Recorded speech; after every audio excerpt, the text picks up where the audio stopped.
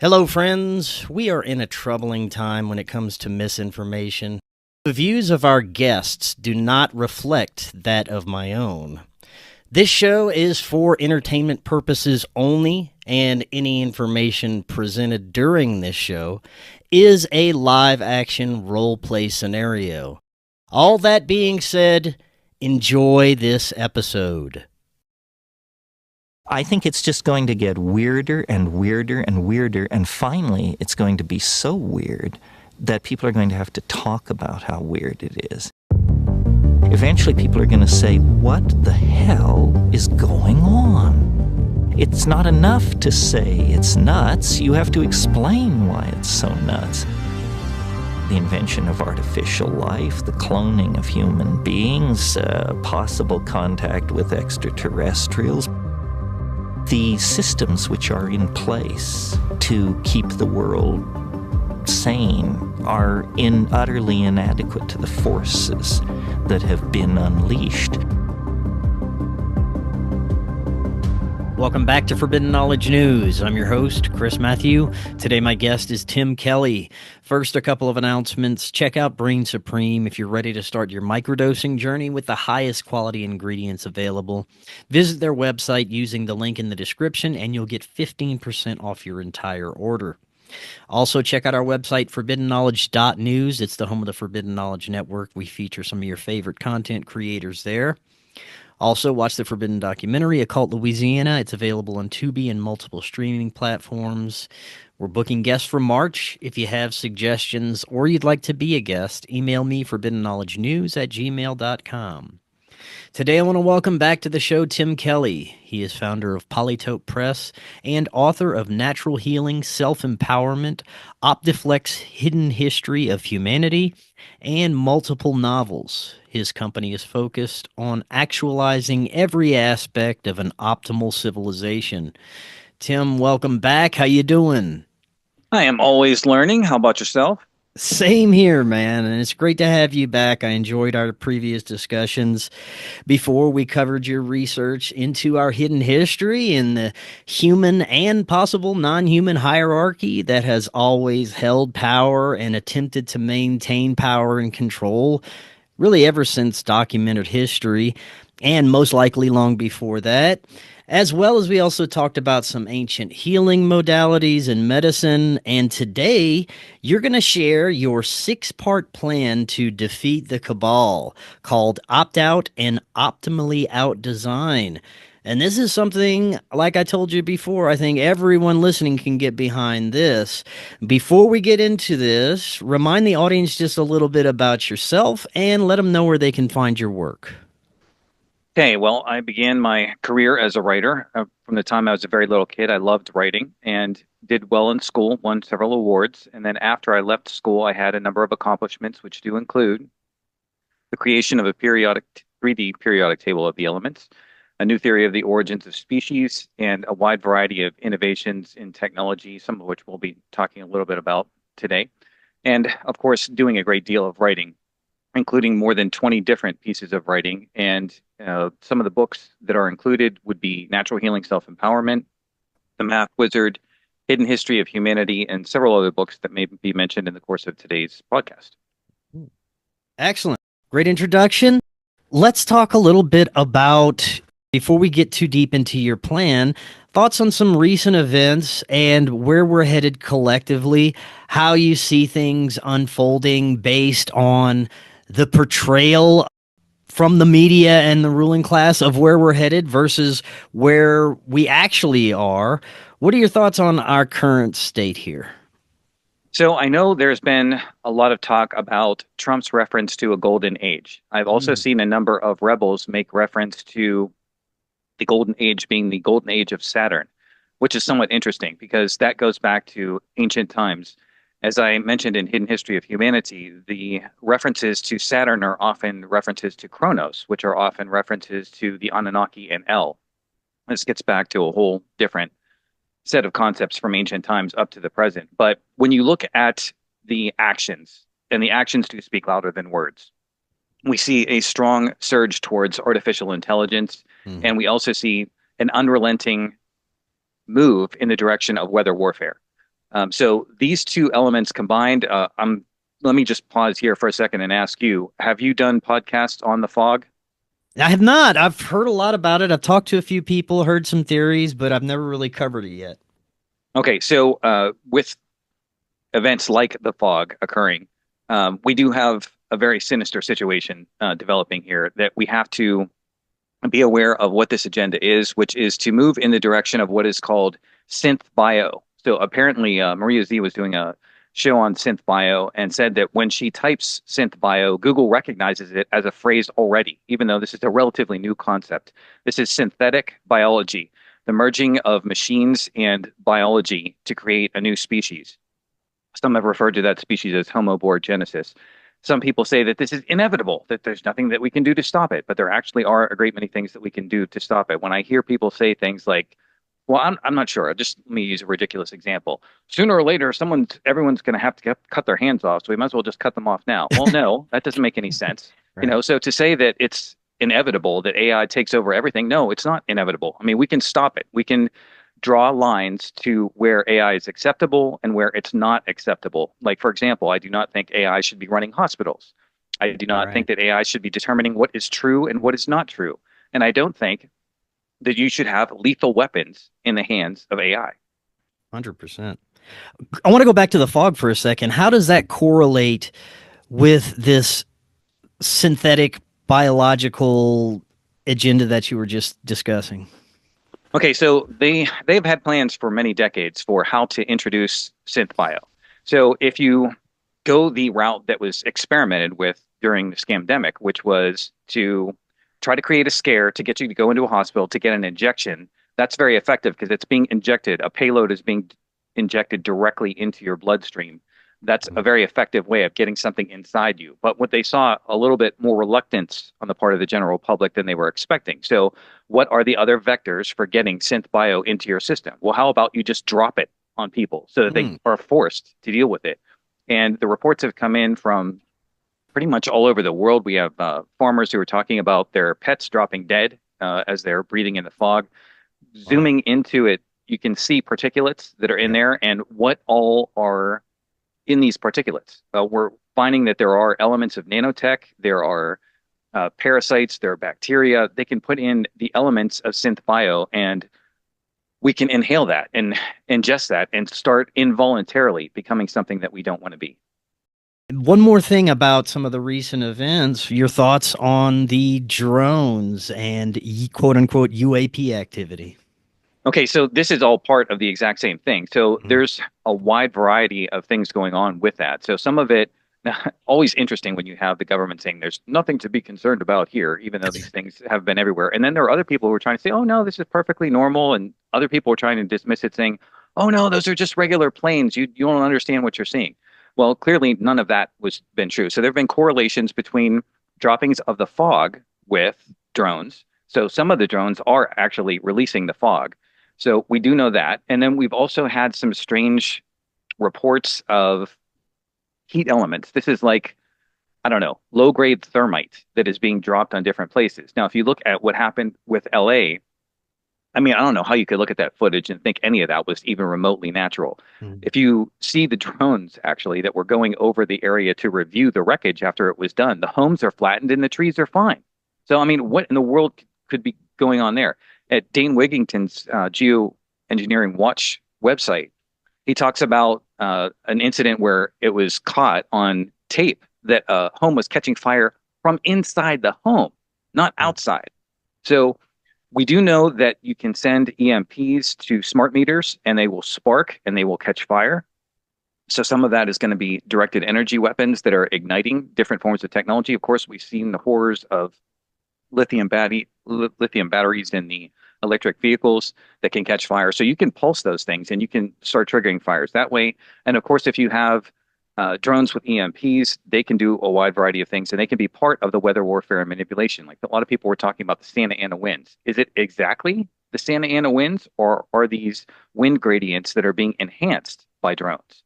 So there can be a wide variety of things involved, including Chinese spying, which some people have said could be Russian spying, could be any number of things. But We also know that the technology does exist to knock these things out of the sky. I mean, I've seen the footage of the tests that have been done to knock drones out of the air. So they could knock them out of the sky, but they just seem to have no interest in doing that. So I do think that there's a multitude of agendas. Not all the drones are the same. I don't know about that recent report that I heard of someone saying that they saw an orb morphing into a physical drone. I have no idea about that. I've heard this too, yeah. Okay, so someone said that. But in any case, I would not like to see the sky filled with drones on countless missions. I don't think that that's the healthiest way to go. No, that reminds me of all the dystopian movies that Hollywood has portrayed where drones police the sky and can take you out in an instant if you quote unquote break the law or are disobedient in any way. So you never want to see that. That's never a good thing. It seems like it's definitely time for us to start implementing things to at the least check out of some of these systems. And I've done shows about this before. And I'm really looking forward to what you have in store with your 6-part plan. Some of the things discussed here range from the simplest of things, just not participating with anti-human agendas. Don't keep feeding the machine. Don't vote for these parasitic lizard people. Don't keep poisoning yourself with the poison they offer, and try and be as self-sufficient as possible. Those are some of the few simple things that we can do, but I'm sure there's many different levels to be explored, and I'm definitely interested in hearing what you've come up with. So I think you start at the beginning by understanding the nature of your enemy. And I think when we understand them, they're not really bullies as much as they are parasites. So that's a very important insight. They need us. We do not need them. Okay. They're not going to survive if we are gone. That's why their plans always talk about 500 million people left, because if they wiped out all of us, then they would have to do work, and they don't want to do any work. So they are fundamentally parasites. So how do you get rid of parasites? I think that nature itself has taught us the ultimate strategy for getting rid of parasites. Don't be a host that is suitable to a parasite. So this applies on multiple levels. As an individual, this applies to health, where if you create the right terrain inside your body, you will not be host to parasites because parasites won't want to attach to you. And then you go beyond that to a community, where if your community as a whole has integrity, working with nature as opposed to against it, then the parasites want nothing to do with you. We've talked about and several people have talked about the spiritual aspects of this, how sadness, anger, fear are emotional states that negative entities can feed off of. Well, obviously, if you're an incredibly positive person, then you're not giving off any energy for a spiritual parasite to attach to. So we want to stop these parasites. Now, when you think about warfare, there are two classic ways of going about warfare. The first is combat or violence, and that's the part that most people are familiar with. But there is a second method of warfare, one that is actually more effective than combat or violence. And what is that? Cutting the supply lines. If you can cut the supply lines of your enemy, they have no way to replenish themselves, they starve, and they lose the will to fight. So this is what this strategy is largely going to be about, cutting the supply lines by opting out. And then we want to pursue a strategy of optimally out-designing. When I was a kid, I remember thinking about a lot of reforms as a teenager that I might want to implement. And an older guy said to me, you should work within the system. And then eventually I realized that the system was a conveyor belt to an incinerator. So if you work inside that system, you burn. That's all that it is. Yeah. So you want to adopt the strategy that was suggested by R. Buckminster Fuller. What he said was, don't fight the system. Design a new system that makes the old one obsolete. So this is what we'll be talking about. So let's begin with point number 1, which is Big Pharma. So how do we cripple Big Pharma? We opt out. Okay, so we stop going for drugs. We stop going for insurance. I heard Maria Z recently was saying something along the lines of, oh, well, if they come up with this new AI cancer vax, they may do something along the lines of, if you do not cooperate with that, you may get your insurance yanked. Well, I'm telling you, as a human being right now, I have never had any form of insurance. My education is my insurance. Okay, that's my expression on that. Education is the ultimate form of insurance. So with that, if we turn away from drugs, how do we optimally out-design that situation? Well, my answer to that is my book, Natural Healing Self-Empowerment. So I'm going to revisit that in relation to some of the topics that we discussed before.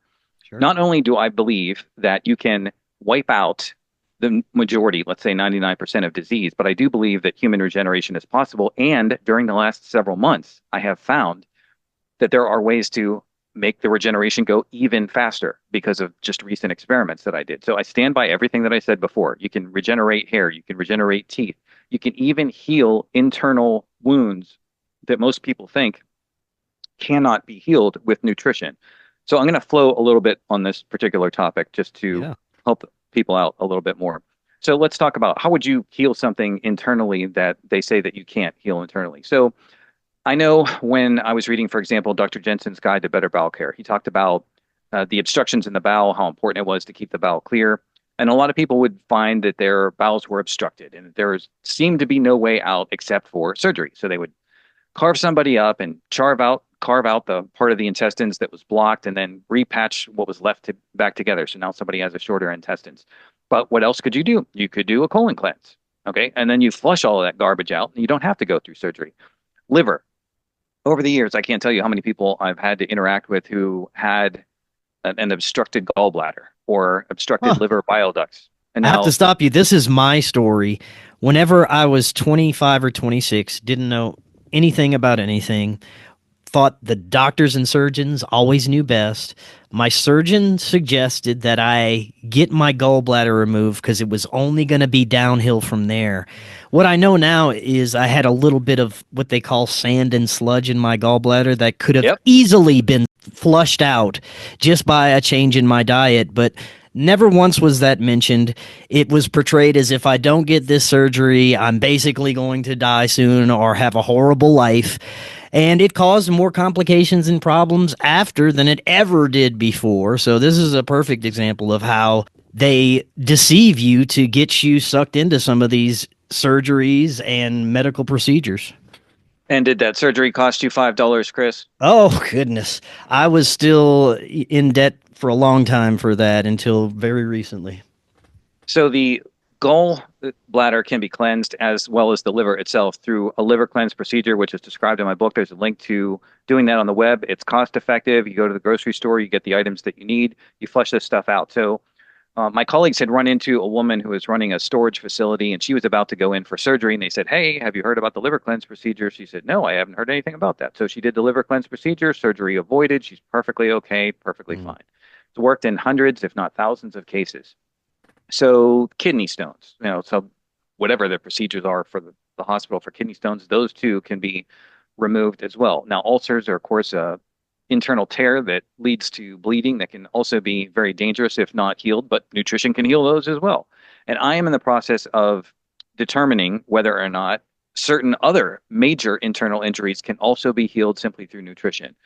Now, I want to talk a little bit about methodology for how things work and why I'm able to get some of the results that some other people can't in terms of regeneration of, let's say, hair and teeth and internal tissues and stuff like that. Because I'm sure people are curious, like, why is this guy succeeding where other people are failing? Okay, so let's talk about that. Okay, so the strength of science is, in many cases, its weakness, which is the scientific method, which many of us are familiar with. You create a hypothesis, you design an experiment to test that hypothesis.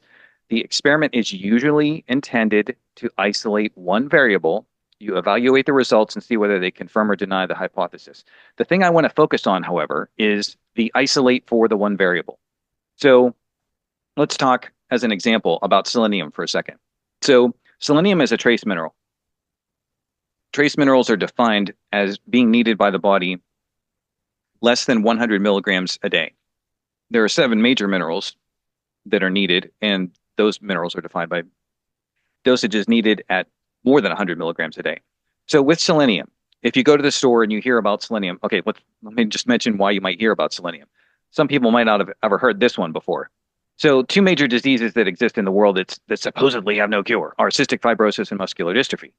So now I talk about all diseases are being capable of being cured. So what, do you mean cystic fibrosis and muscular dystrophy can be cured too? Yes, yes. Dr. Wallach did that decades ago.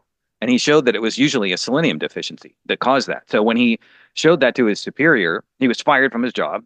And eventually they tried to get that information to Jerry Lewis, the Jerry's kids, always having a marathon, trying to come up with a cure. But here was the cure. And they buried it instead of celebrating it, which is, not the greatest thing in the world. So anyway, here you have selenium. And so people start doing some tests and experiments with selenium. So one of the things that happens is a study is done, and a bunch of men are on 200 micrograms of selenium for a very long period of time, and they see a lot of health benefits. So what happens now that you've heard this information? Maybe you take a glance at a reference that I have, Bolsh and Bolsh's Prescription for Nutritional Healing. You read in there, oh, selenium is so plentiful in the food supply, you're not going to have a problem. And you go to the store and you get your bottle, and your bottle has 200 micrograms of selenium. Now, at this point, everyone feels safe. Why do they feel safe? Well, because it's unlikely that you're going to overdose on this stuff, and it's plentiful in the food supply. You only need 200 micrograms. Studies have been done, and this is the dose that's available in the store. Now, what happens there is everyone feels safe, but everyone else also feels complacent. And that is why I succeed where others fail, is because I am not complacent. I look at that dosage of 200 micrograms and I say, are you sure? Are you 100% sure that that is the correct dosage?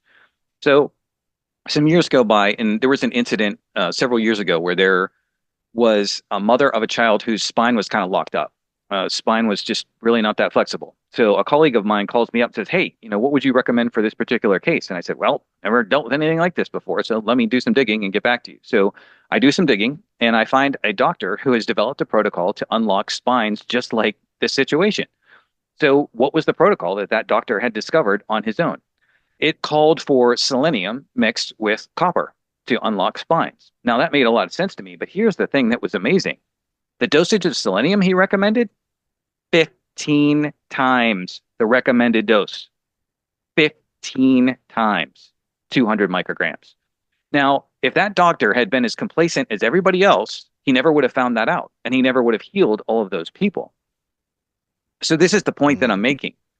There are a lot of people out there who are complacent. A study was done. Okay, that's great that a study was done, but did it get us to the point where we have the results that we want? If not, maybe you need to do more digging. And that's what I did. I did more digging until I found the answers that worked. So in relation to a lot of these protocols then in isolating for one variable, here's the thing about real life. You can keep isolating for one variable and pat yourself on the back when you do that. But when it comes to regeneration, like for example, regeneration of the hair, most of that has to do with the health of the prostate. Okay. So now let's say you want to make a healthy prostate. Are you going to do that with one nutrient? No. Unfortunately, in life, it takes several nutrients to make the prostate healthy. And that's my point. So some people might say, okay, wait a minute, though. If you have this regeneration, can't they just do a study to verify what you're saying? I wish they would. But from the nature of science, again, is to isolate for one variable. It's not going to isolate. How many people are going to isolate for 90 variables or something like that? Or just, forget the isolation altogether. And if people want to know, where does this ultimately lead us? It leads us pretty much to the conclusion that Wallach came to on his own, which is you don't need one nutrient. You don't need 5. You don't need 10. You need 90. 90. You need 90 nutrients, and they all have to be in the right forms and the right amounts. I understand that. I describe that as simply as I can possibly describe it in my work. And if you do that, you will see the regeneration that I'm referring to, which, again, from my perspective, this is like the most powerful health book ever written. So my attempt to optimally outdesign Big Pharma, natural healing, self-empowerment, that's my solution for part 1. Any questions before I go on to part 2? You said we need 90 of these supplements. Are these relatively easy to get our hands on? They are if you know what you're doing. So the majority of them, for example, in Dr. Wallach's formula, you can just look up 90 nutrients, Dr. Wallach, Wallach, and he'll list what those nutrients are in rough form, but 60 of them are minerals. So now people might say, well, wait a minute, that's a lot of them right there. So I have to get 60 different supplements? No. You can get most of those minerals ready to go in humic or fulvic minerals. These are organic, plant-derived colloidal minerals. They don't taste too good if you take them just in water, but you can add them to like fruit juice or something like that, and then they're tasteless. So there's like 60 nutrients at once. But I do think you have to be aware of what you're doing when it comes to the major minerals, what form those are in, what amounts those are needed in, and some of the more prominent of the trace minerals. There's a lot of subtleties with that. And then with vitamins, there's also dosages that I'm finding you have to be aware of. Like some of the dosages increase as you get older. If you haven't been paying attention to what you were doing, you're going to need larger amounts of certain vitamins than when you were younger because you've just become depleted over time if you haven't been living in harmony with nature that whole time. And something I believe you mentioned in a previous episode that we have the ability, if we have the correct nutrients, to regrow teeth. Is that right? Correct. That is definitely correct. Excellent. And this would be in your book as well, and some of those supplements are included for that as well, right? Well, teeth are very important because they tie into the meridians, and the health of your heart, for example, is largely determined by the impact of your nutrition for your teeth. So in order to enhance that even further, and knowing that there were going to be people who wanted to ask even more questions specifically about teeth and the science behind it, I put together an additional booklet called Transcendent Teeth that's also available at my website in the health section. So the purpose of that booklet, for people who were wondering, like, why did you write an extra booklet? Well, I knew that some people were going to want to know exactly what the science was behind regeneration. So I didn't have time to do that in the health book proper. But what I did in Transcendent Teeth is I gave you the studies so that you can see exactly what the studies showed for specific nutrients. And then there's additional links to back up some of the nutritional points that I set up in the intro to review all of that so that you can go and verify all that information for yourself. So after we take care of big pharma, we have education, big education. So our mind control begins with the educational system. So we have to, how do we get rid of that? Well, we have to opt out of it. So I know that Stu Peters on one of his shows was saying, well, why should we leave? Why should we pull our kids out of the school? We should fight for the school boards and stuff like that. Well, it's difficult when elections for school boards are rigged. And the other point that I would say in relation to like current events, I know some people were talking, for example, about dismantling education at the federal level and letting states have their own ability to go back to doing what they want to do. But even if we get rid of, I don't know, drag queen story hour or whatever they're doing in the schools and all the pornography that's being exposed in grade school and stuff like that, and we go back to where we were, are we really in the best place? Do the statistics show that our literacy and our mathematical skills are tremendously high and have been high for many, many decades? No, they do not. There has been what's called the deliberate dumbing down of America. There's actually a book with that name. Farrell has a book called Rotten to the Common Core.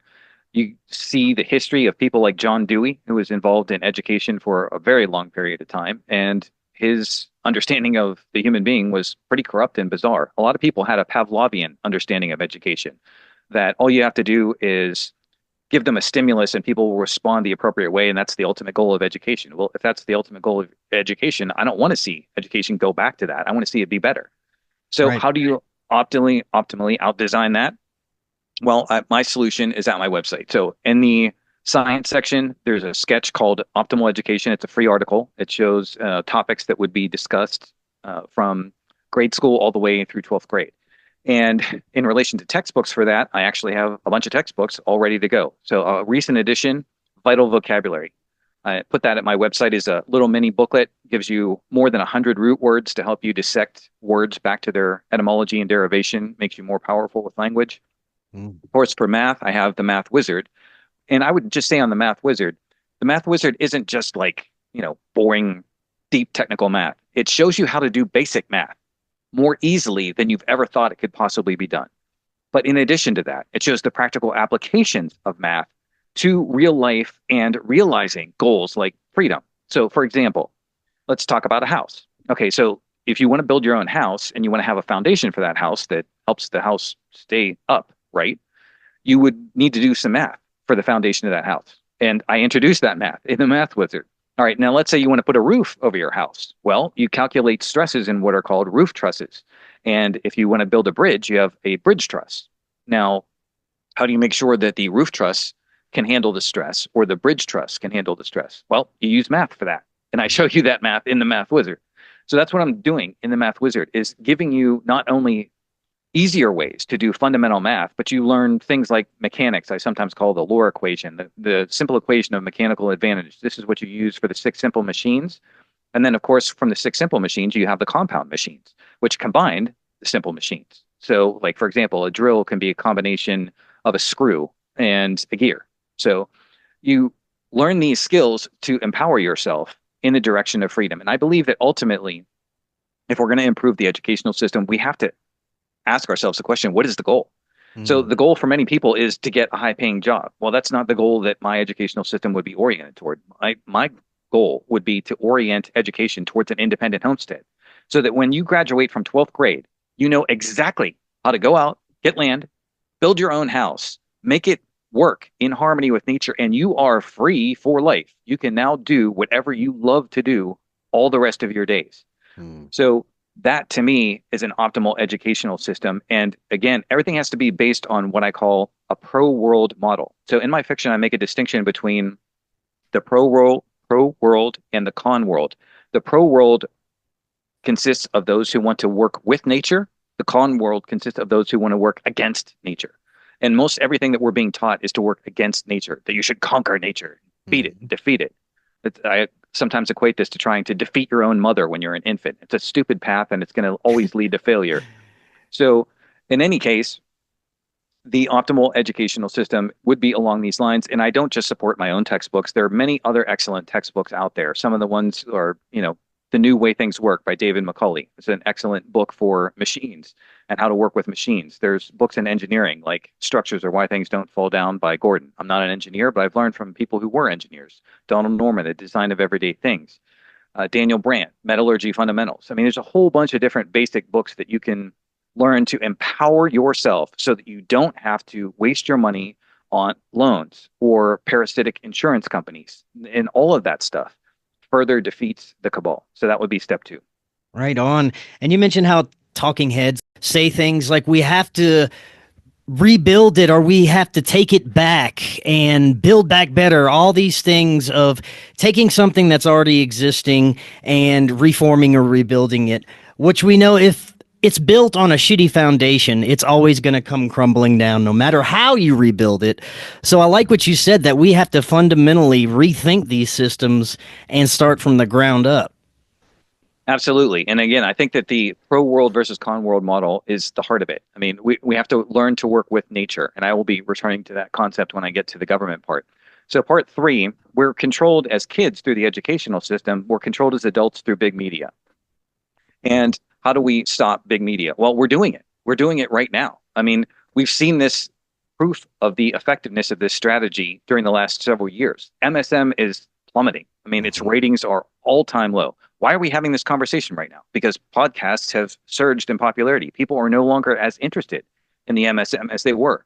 As the legacy media falters because people were sick of being lied to, they move away to alternative sources of information. Now, how would you optimally outdesign that? I don't have a solution ready to go for that right now, but I can describe to you what it would be like. It would be a pro-world model. So in relation to the news, one of the things that we see are, first of all, the presentation of dubious data. So these could be studies, polls. Like, for example, during the last presidential election, polls kept saying that Trump and Kamala Harris were dead even. Now, I don't want to comment on the merits of either candidate, but there's like no poll in the world that would have possibly shown they were dead even. Right. We know those polls were faked. The Trump was way ahead. Okay. So when you do studies and when you collect data, there's a right way and a wrong way to do it. So there's a book on this called Tainted Truth by Cynthia Crossan. So examples of some of the things that can go on in relation to studies. So I mentioned my work in health. So one of the things that happens in health is that there are natural approaches and there are drug approaches. And how are statistics manipulated there? They're manipulated very easily. So one of the things you learn about working with nature is that nature tends to work relatively slowly. When you work with drugs, drugs tend to work very rapidly. So what will happen with statistics there? Someone uses a natural method, and let's say they just get started on a natural method. 24 hours later, they're dead. Okay, now this would be after, I don't know, 7 years of working with allopathic drugs, and they start one day on the natural method, they're dead. And of course, what does the medical community do? Oh, natural methods don't work. I mean, look at that. We've just proven that. Now, meanwhile, they were the person who killed the guy in the first place with all the drugs they put into him. And as I said, nature tends to work slowly. You have to give it a little bit of time to work. Now, what happens with the drugs? So somebody takes drugs for a while and they die.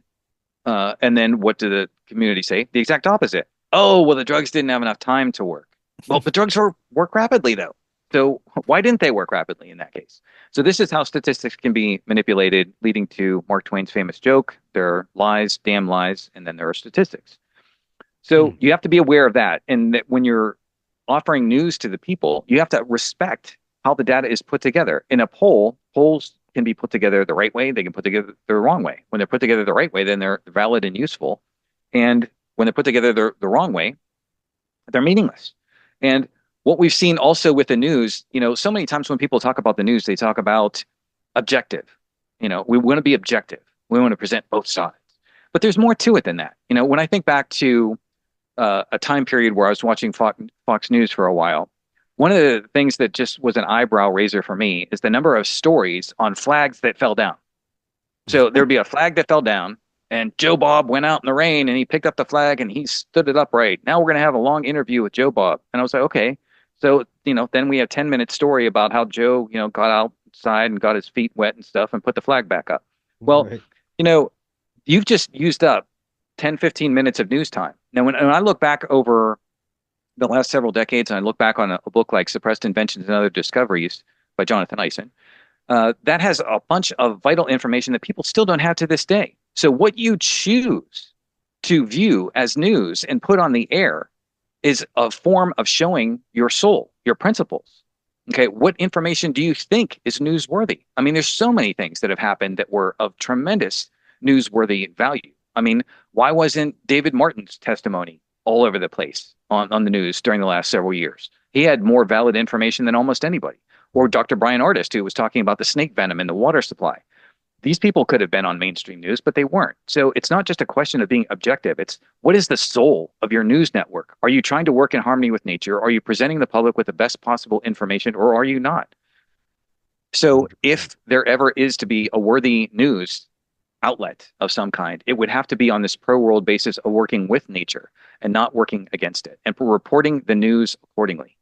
And I already see people starting to work towards this ideology, this pro-world ideology, even without being aware of it. If you're already becoming aware of some of the fundamental problems and you are participating with some of the information coming out of the alternative viewpoints, then you're already starting to adopt that a bit without even realizing it.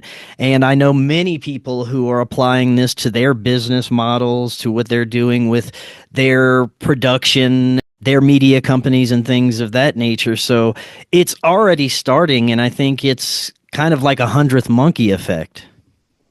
Exactly, and that's largely what we need, because we don't need everyone on planet Earth to be in this space I sometimes call the rebel space. We don't have to have everyone on Earth be that way, but if we have a significant enough number of us in that space, we can trigger that 100th monkey effect. So in relation to big media, the next target is big business. And what we saw with big media is the impact on big business. So, for example, when we pulled away from the MSM was sponsored by big business, brought to you by Pfizer is the ongoing joke. So when we pulled away from that, we got rid of the effectiveness of the advertising for all of those companies. And we can continue to do that. We've seen what's happened during the last several years in a multitude of situations. There was the famous Budweiser situation. There was the Target situation. There are any number of products that have come on the market now. I've talked a lot for example, in previous podcasts about how when you go to buy food, go look underneath the list of ingredients and look for the phrase contains a bioengineered ingredient. If you see that, don't buy that product. Right. And if enough of us do that, we have the impact to change the industry. I know that there's a fairly popular rebel out there, as I would call her, Food Babe.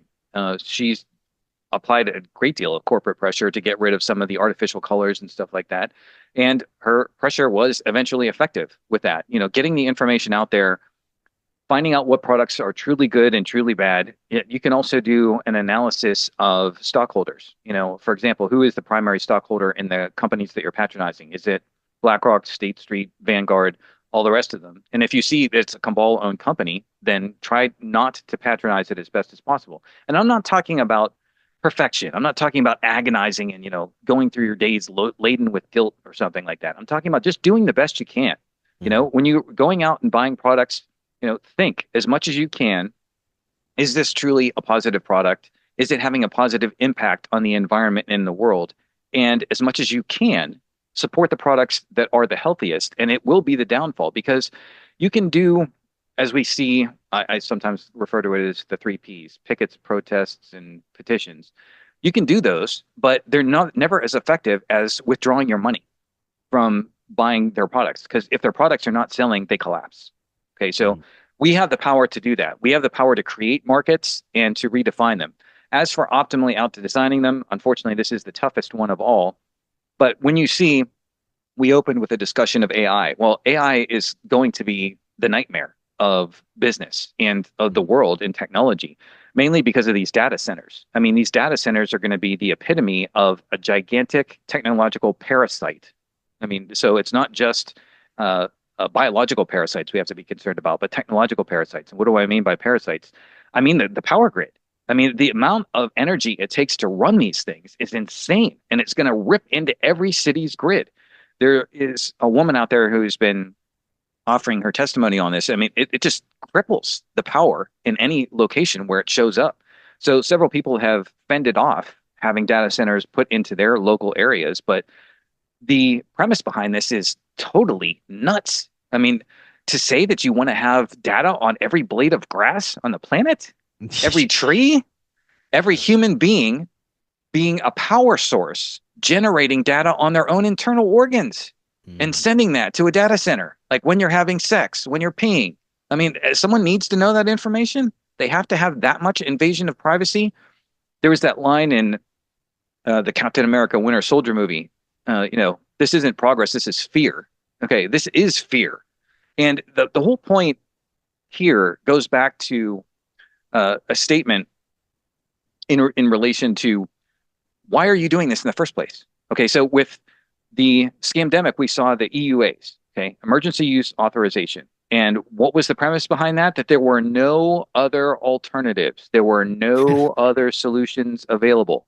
And what do we know? That there were other solutions that were available. So in relation to all this stuff that you're about to hear in, from now through the next several years in relation to AI, we have to do this so that we can get rid of war. We have to invade your body with cancer tech vaccines in order to prevent you from getting cancer. There is another way of doing it. There's solutions that work with nature and you will get rid of all these problems. This actually leads me to part 5, which is big religion.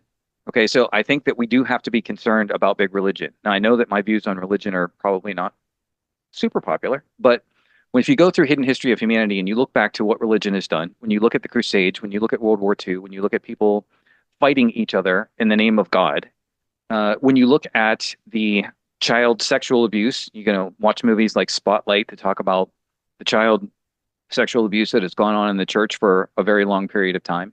When you look at the migration replacement, which has destroyed one nation after another, it's in the process of destroying multiple nations on the planet right now. Who aided and abetted most of that? That was the religious organizations. They made sure that those migrants came in. And as people keep talking about climate change, by the way, I just have to throw this in there. Why is the migration replacement getting started in the first place? Why are these people leaving their countries in the first place? We keep hearing climate change, climate change, climate change. The thing that I never hear on the news, the World Bank and the IMF, they are the ones who orchestrated all this. Investment firms that viewed Africa and Asia as nothing more than plunder, to go in there and rip and steal all their resources away, and they ruined those countries. They are the ones who were responsible for all these people wanting to leave their home. Bill, as many people have pointed out, Bill Gates could have, used his money in any number of intelligent ways. He could have improved the water. He could have had rock dust grown foods that make these people healthy and free. And he never did that. He was always creating a model of dependency. So when you're trying to understand cabal mentality, I would say not just the 2 questions, but the 3 questions. So the first classic question, when you see something going on, who benefits? So ask yourself in the background, who's going to benefit from the solution that's going to be proposed to this problem? Step 2, follow the money. They always say that, when you're trying to understand why is this plan being implemented, where does the money trace back to it? But the third question I would say is this going to lead to more centralization of power, or is it going to lead to decentralization of power? Because if it's going to lead to more centralization of power, you might as well be suspicious that something's wrong. And with religion, I'm just going to ask you this because I don't know if you've covered this or not. Have you heard about the Noahide laws and Yes. what's coming in relation to that? Okay, so what can you just in case I don't know someone's listening to this and they didn't catch a show that you did on the Noahide laws? What can you tell Well, us I about haven't what done you a learned? show on it, but from what I understand, it's adopting these Judaic ideologies to implement on the global society. Yes, and it can be so intense that, okay, let me mention this too. So some people have been aware of corruption in the church, and I will see that a number of people will say something like, "Oh, well, I agree with you that there's a lot of corruption in the church, but I'm into the Bible." And then I say to them, "Okay, well, wait a minute, hold on a second.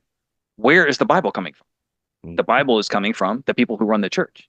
And a lot of people don't realize how much manipulation there really has been. And this manipulation goes all the way back to ancient times. So, in order to back up what I'm saying, previously I mentioned one website, the Nazareans.com website, to get some insight into some of the stories in relation to Yeshua. But there are other websites out there that I'll mention. One of them is mythicism.net. I didn't suddenly develop a list. It's mythicism.net, which will get into the origins of several religions. And there's another website called bibleorigins.net. So if you go there, you will see some of the original Sumerian writings from which the original books of the Bible were put together. And some of the information in there is quite shocking. Just a quick example. The Sabbath. You know, you've been told from these ancient religions, keep holy the Sabbath. And what was the true origin of the Sabbath? It was all the dead people after Noah's flood. So the Anunnaki were disgusted with humans, thought they were making too much noise, couldn't wait to kill them off. And when they finally killed them off and there was quiet, they said, this should be a holy day. And there is the origin of the Sabbath. So, I mean, these are parts of what went into forming the Bible, and it never stopped. People may say, okay, well, wait a minute. Some of these changes, they only took place in ancient times. We haven't been doctoring the Bible this whole time. Yes, we have. I mean, it goes all the way up to the 20th century. So in the 20th century, for example, early in the 1900s, they had a line change in the Bible where the original text said, I am a jealous God. And this was changed into, I am a kind and loving God, because they thought that would go over better. Yeah. And so they continue to do things. And if these Noahide laws reach their peak, this is what we could be looking at in relation to these ancient religions that started all the way back in, the times of Sumer, Babylon, all the way up to the present. What if you were told that you not only have to worship a specific God, but where and when and how you're going to worship this God? And if you do not, you will get beheaded. Does that sound like a benevolent religion that you want to be a part of? So, I mean, people will have to think about this, because the goal of the Cabal this whole time has been to introduce one world religion eventually. And they will try to, it looks like, try to push for this through the Noahide laws. And in the background of this religion, the true nature of it is devil worship. I mean, this has always been their favorite religion of devil worship. And it sounds like extremes. And I know sometimes because people might not be familiar with my work. They hear me mention devil worship and they think, okay, so then you're like very strongly into the organized religions because you're mentioning the devil. No, I'm not. I mean, I'm just telling you that if you study the Cabal long enough, you see clearly they love the devil. Yeah. And my optimal out design for this is actually along the lines of the Math Wizard, which has a 7-step path to enlightenment where you grow closer to nature. What if we look at studying the creator through creation? So getting closer to minerals, to plants, to animals. So that way we start becoming closer to the creator. We develop our own individual spirituality where we don't need to consult an organized religion to know God. We consult creation itself and we look within. I thought I would just toss this in here as part of the introspective process, because it's probably not going to benefit everybody, but like maybe 1 in 100 listeners, this might be of benefit to. There are mystical abilities that we all have, and most of us don't tap into them. And for whoever this may benefit, I will tell you a strategy that you can use to start tapping your own mystical powers. I call it astrokinetics. So this worked for me fairly well. And this is to trigger out-of-body experiences. I suggest you always be a very positive person when you try to do this kind of thing. So what you do at night, right before you're about to go to sleep, when your brain waves are dropping in frequency, you can engage in this process of astrokinetics. So when your body's lying very, very, very still, I want you to imagine doing jumping jacks. but vividly imagine doing jumping jacks. Don't move your arms. Don't move your physical body in any way, but move the energy of your life force as if you're doing jumping jacks. So if you do this consistently enough, you will eventually trigger what I call the ghost waves. This is a vibration that starts in the brain and is a precursor to an out-of-body experience. And if you do that, you can separate your soul from your body and you can project yourself to where you want to go. So before you even trigger the ghost waves, have an idea where you want to go. Maybe you want to have a chat or with an advanced spiritual being, or you just want to go somewhere and have a certain type of positive experience. Focus on that and start tapping into your ability, and you'll realize that these are things that we could have been taught and probably were taught in the original Atlantean seven-step path to enlightenment, because I strongly believe that they were triggering out-of-body experiences routinely back then for the highest level adepts. And you can start knowing God as an individual, instead of consulting some external authority who has to tell you, get on your knees now. I mean, a lot of people may not be aware that Islam has an etymology, which means I surrender. I mean, is that really the way that you want to look at life in terms of surrender, submission, constantly being on your knees? And if these people are such experts on God, why are they not giving us? Why are they giving to us? Why are they constantly taking from us? Why do they constantly have to ask for donations? If you can associate with people in a belief system where everyone can share without one group constantly demanding things from another group, that seems a lot healthier to me. Because as I point out in Hidden History of Humanity, who is one of the largest landholders on the planet? Religion. And why do people need freedom so badly? Because they don't have land. So if we can take control of our land and be free of big religion and go on a spiritual path along the lines of the Math Wizard and the seven-step path to enlightenment, I believe that would be the optimal out design for that. So I will wrap up with big government, unless you have any questions or comments. I just agree with you. I think dogma is the destroyer of worlds. I think there's something very dark behind most of our religious belief systems, especially the Abrahamic religions. And I'm not saying that God is evil. I just think that what we've been shown to be God is not the ultimate source, benevolent being, the real quote unquote God. And I think we've been deceived through religions.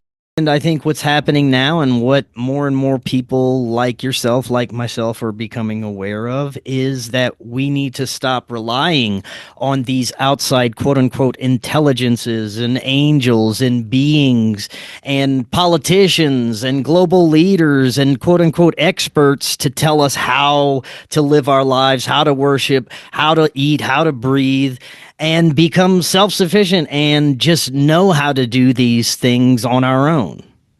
So this brings me to a very important point. So with Christianity, sometimes when I see a lot of zealous Christians, I am tempted to just go back and double check some of my own sources on things. So I was looking at the Gospel of Mark, and one of the things that's in there is repent. I mean, and I hear this idea constantly up to the present day. There's a whole bunch of people right now running around saying, repent, repent, repent. Get rid of your sins and get yourself right with God and stuff like that. But one of the more interesting things looking back over the history is, what is our goal? Is our goal to have an ideal society of human beings? And if it is, who's come closest? Has there ever been a collection of religious people who all got along extremely well with each other and created a utopian society? And if we ask ourselves that question, who has gotten closest to the ideals that we all dream about? I find it very interesting that when we look, we do actually find answers for that question. And the first place that we're going to find answers is Weston Price's epical book, 1939, Nutrition and Physical Degeneration. Because what he showed in that book were very rare, but there were ideal societies in different places. They were isolated villages. One was in the Swiss Alps. Okay, so what happened in the Swiss Alps? All these people were healthy. They were eating healthy, natural foods. They were in isolation. They were happy farmers. They had no criminal justice system. They had no need of one. Right. This is also true in several other places, including the Inuit, formerly the Eskimo. No criminal justice system, no need of one.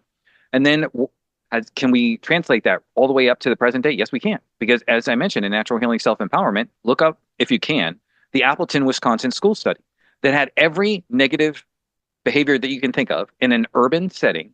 Truancy, violence, teen pregnancy, all suicide, all of it, depression. They changed the environment, got rid of all the junk food, put in healthy food, put in healthy lighting, and I talk a lot about lighting in the work of John Ott in my work. Lighting influences health and both physical and mental. All the negative behavior vanished. So there we go. We just transformed a completely negative environment into a positive one. Do you want to pay attention to information like that, or do you want to ignore it in favor of religion? And the UK prison study was similar to this. This is where they introduced healthy nutrition to a criminal environment that was in a prison. And the recidivism rate dropped 26%. Then they didn't even know everything about nutrition that I know. So who knows what would happen with that? The point being that if we want that optimal society, it's about reforming the environment. And if you can repent all you like, but the point is, why do you sin in the first place? Isn't it most of the time because the environment is so negative? If you're living in a positive environment where all your animal needs are met, and I talk about the 10 basics all the time, and I'll talk about them right here: water, sanitation, food, shelter, power, heating, cooling, lighting, telecommunication, and transportation. If all of those are optimized in your environment, you're probably not going to sin in the first place. So it's less important to repent than it is to build an optimal environment where people are just going to naturally behave well. Our default behavior is actually positive. That's why the cabal always tries to lure us with positive things. Like, for example, during the scamdemic, it was, well, you may want to do this for yourself, but what about hurting your grandmother? I mean, if we were evil people, they wouldn't be talking to us like that. But because we're compassionate, they talk to us in that way. So we can develop our positive nature as much as possible if we move in that direction. So that brings us finally to big government. So how do we opt out of big government? The first aspect of opting out of big government is don't fund them. Okay, so how do you not fund them? Well, there are three things that, I don't know, maybe only a few people participate in this, but they're called treasury bills, treasury notes, and treasury bonds, where people buy stock in the government in the hopes of getting a payoff later. Don't do that. So you can decrease your tax liability. So how do you do that? You can look up places like Freedom Tax Law. It's a website. Minimize your tax liability so you're not giving them as much money, and then don't participate. So in relation to war, I have no idea about exactly what's going to happen here in relation to war in the future, but I'm definitely concerned about the moves of Israel and the demonizing of Iran. I have a special perspective on that because of Hidden History of Humanity, because in Hidden History of Humanity, I talk about the primary Atlantean legacy sites that existed in the Middle East, and they were actually, guess where? In Palestine and in Iran. And isn't it interesting that these people are, now being slated to be wiped off the earth, and Palestine has already suffered a great deal. Etymologically, you can take Palestine back to Philistine from the Greek, and you can look at the Philistines as Atlantean legacies that came over from Crete and several other places. And it seems as if this agenda from ancient times is about exterminating our group of humanity. The sentiment of Reagan, I can't help but think that if an alien force were here, we would all unite. Well, guess what? That's been here the whole time, and we're still not united. But they are against us. White, black, brown, yellow. There's a group of people, a Homosaurian line, I would call it, that is the only one that didn't have a vaccine introduced into its population. So why is that? Why did 23andMe and Ancestry and all the rest of those people collect that data, supposedly with an agenda of creating vaccines that would wipe out specific genetics?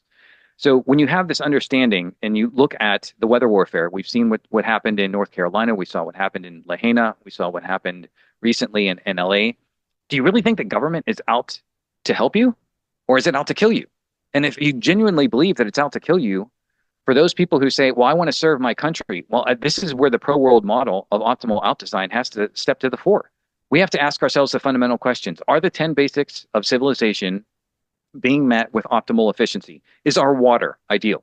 Is our sanitation ideal? Is our food ideal? If none of these things are ideal, then your government isn't ideal, and you're not going to serve your country by going to kill on behalf of people who don't want you healthy. And eventually, the developers are going to have to be involved in this in a homestead model. So I want to talk about this in relation to government. So one of the more neglected of the founding fathers is John Dickinson. Now, his words on freedom are some of the most important ever uttered. So when we think about freedom in the United States, we talk about the U.S. Constitution and we talk about the Bill of Rights. So let's take a quick look at those for a second. So we have the preamble to the Constitution, which most people know, but it quickly leads to Article 1. And what do we get in Article 1 after this long speech about securing the freedom to the world? Taxation. They can't wait to tax you. It's right in Article 1. Okay, so what happened to all this talk about freedom? Just suddenly disappeared.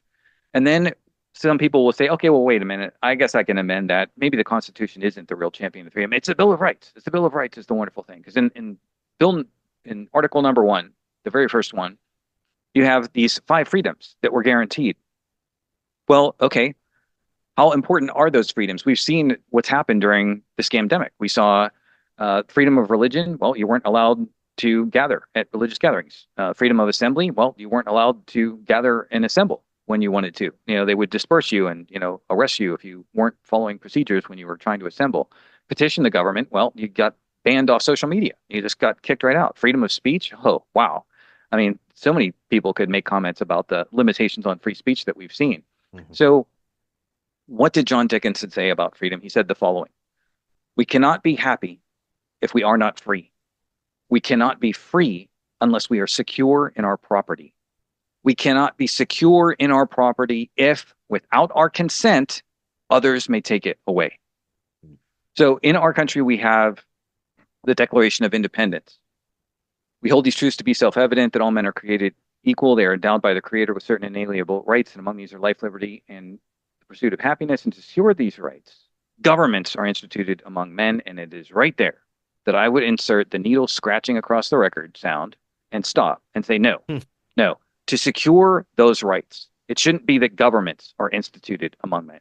It should be that homesteads are instituted among men, so that everyone has the right to their own property and no one can take it away from them. Because if you have that freedom, then you're free from the workplace tyranny, because you can always go to your home, grow your own food, and you're all set. Okay. Yeah. You have your own independent water supply. And yes, that can be done. I have specific ways that can be done. And eventually we can create economies that are free. The ultimate way to be rid of big business, we've seen these $500 billion investments supposedly coming up for AI.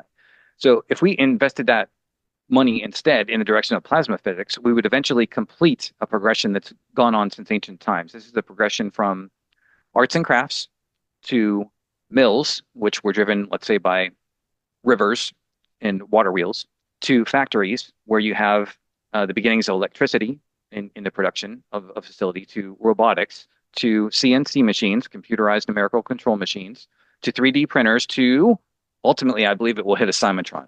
A Simultron is a device I posit in my fiction, uses plasma. Now, plasma you can obtain from water, and if you hit plasma with the right vibration, I believe you can create a 3D model, a hologram of what you want to exist, project the hologram into the plasma mist, fuse the plasma into the hologram, and manifest the matter that you want.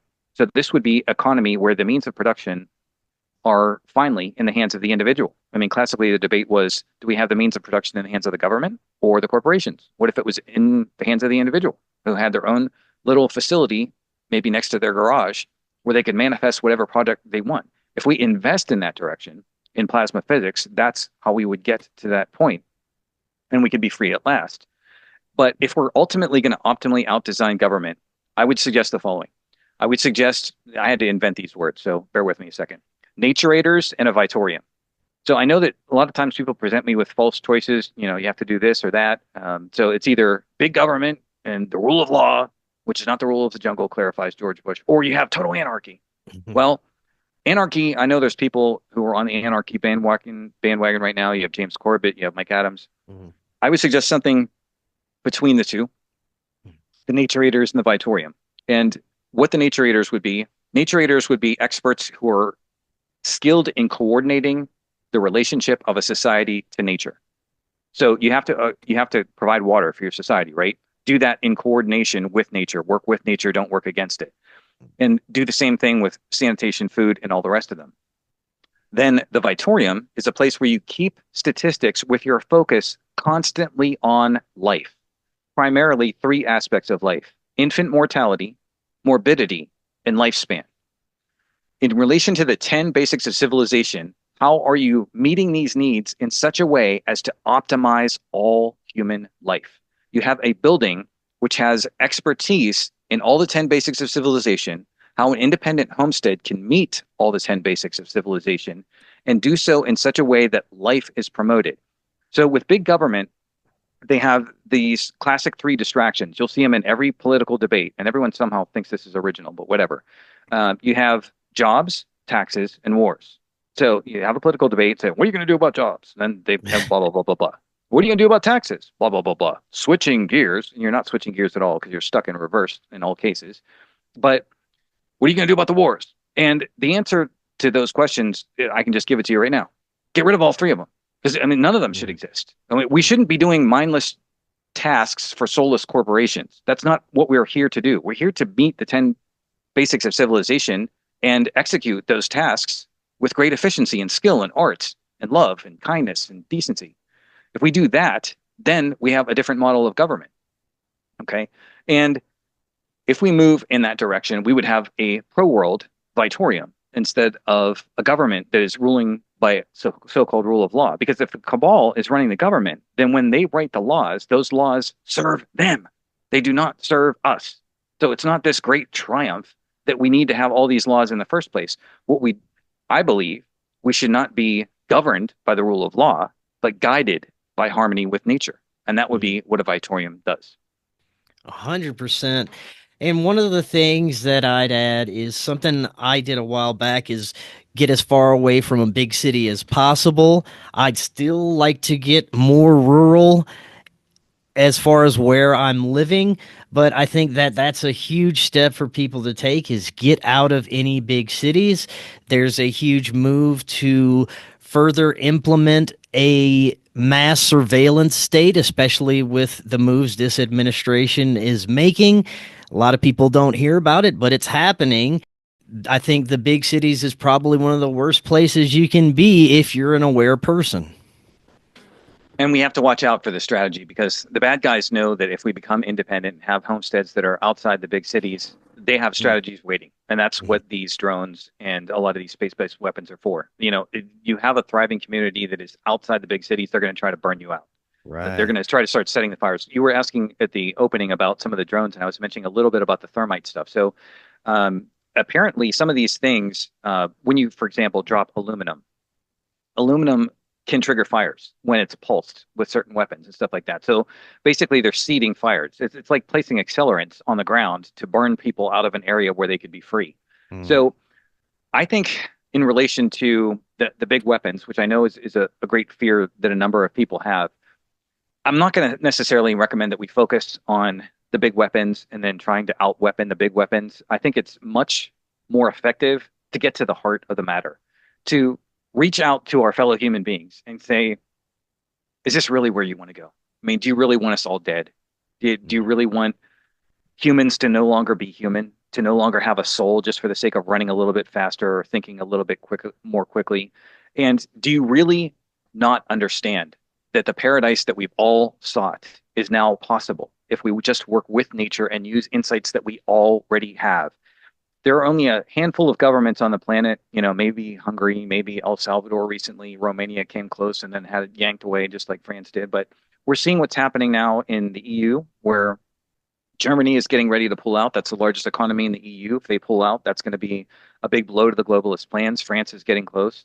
Britain had its Brexit. And I'm not saying that all these things are going to be 100% positive. I know in Canada's case, they may put in a WEF puppet in place once Trudeau's gone, whatever. All I'm saying is that the consciousness is changing. People are catching on that the farmers are rebelling. They want to get the food back. People want to have independent food supplies. But if we're going to get to this point, we do need somebody to finally get it, that this isn't going to work, that we're all going to die if we stay on the trajectory that we're on. Declare sovereignty, start working with nature, start building that example of a positive community, because as Thoreau says, as long as there's some goodness somewhere, that will leaven the whole lump. You know, so promote that pro-world model somewhere, you know, create some isolated sovereign community that is setting a better example, and that can impact the whole world. Till then, I'm just going to share the concepts of how to do it and see if anyone cares. Right on. I love it. This is fantastic information. We're definitely going to have to dive back in and keep exploring some of these possibilities. Thank you again, Tim. Before we close out, remind the audience how they can find all your content. So if you use the Google search engine for now, just type in the company name, Polytope Press. Polytope is Polytope space press. And you can find the links to all of my books, including Natural Healing, Self-Empowerment, Hidden History of Humanity, Math Wizard, and a lot more. And I do encourage people to visit. Let me know what they think. There's a lot of free material there, including articles and the recommended reading list. And you can learn a lot of things without spending any money if you like. And it is encouraging to me to hear from people that are making their lives better. So I do encourage you to communicate. Awesome. Tim, thank you so much. Fantastic stuff. Like I said, we'll be doing it again soon. And until next time, everyone, have a wonderful evening. We will talk again on Monday. We'll see y'all then.